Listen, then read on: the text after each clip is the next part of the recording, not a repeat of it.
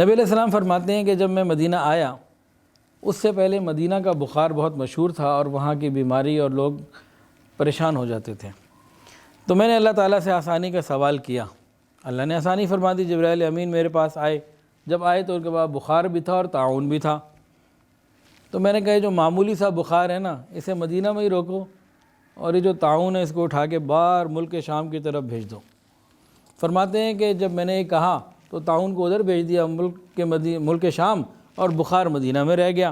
اور اس بخار کی وجہ سے مدینہ والوں کے گناہوں کی پاکی ہو جاتی، گناہ معاف ہو جاتے ہیں، جہنم سے آزادی کی دولت ان کو مل جاتی ہے۔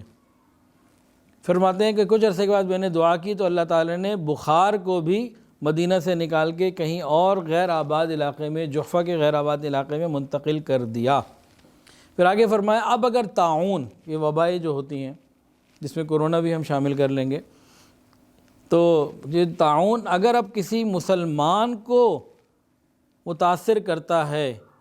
اور اس کی وجہ سے وہ بیمار ہو کے موت آ جاتی ہے تو اس کے لیے شہادت کا درجہ ہے، اس کے لیے رحمت کا ذریعہ ہے، تاہم کافروں کے لیے ابھی بھی یہ عذاب ہے۔ ویڈیو کے نیچے سبسکرائب کے بٹن پہ کلک کریں، بیل کے آئیکن پہ کلک کیجئے تاکہ ہر نئی ویڈیو کی نوٹیفیکیشن آپ کو مل جائے۔